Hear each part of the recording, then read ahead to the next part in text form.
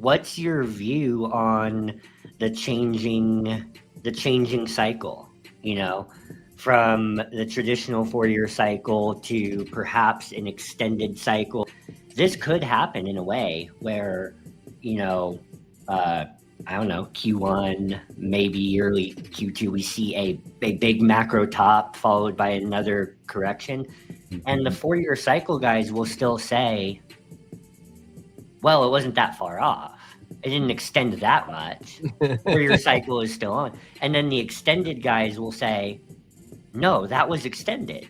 And the argument, I think that the argument will live on for a little while because of the way that cycles will move within cycles, if that makes sense. It does make sense. And you're absolutely right. If your first experience in investing is in crypto, it's a bumpy ride. And it's hard to wrap your mind around some of the catalysts that create some of this activity that you see in the markets, which you sometimes see on TV isn't necessarily the full picture or the total breadth of the picture, especially when you have traditional Wall Street in the markets as well, playing a role in terms of volume, trades, and investments, and so on. I'll leave that at that. I personally believe the 4-year cycle is over.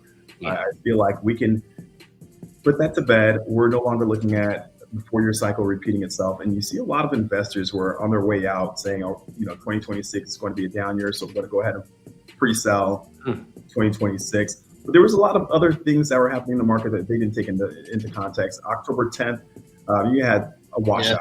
I feel like that's a very important component. $20 billion leaving any asset class is a big deal.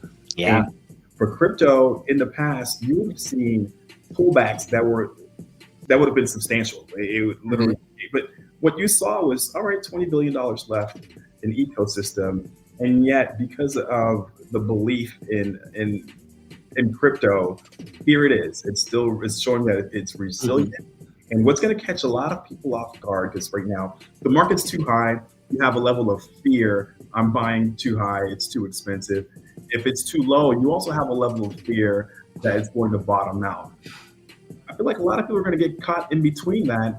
And then it's just going to be, hey, the market is moving exponential and I am too late because now the market I'm priced out. And so if you're investing, I like to use dollar cost averaging, which is just I'm investing consistently, not large amounts of money, but I have some level of exposure. There'll be highs, there'll be lows, but overall, I feel like I believe in the narrative, and so I'm going to continue making investments in that direction. So there's just a lot of other macro. I do think if we continue to move forward, we're going to see, if we do see rate cuts, that's usually a big catalyst for market activity. Maybe some shifting of personnel within the government as well would be catalysts as well. So we have the Clarity Act like coming out maybe December, January, and it's interesting too because like we're talking about traditional markets being in, like it's like a wild west out here,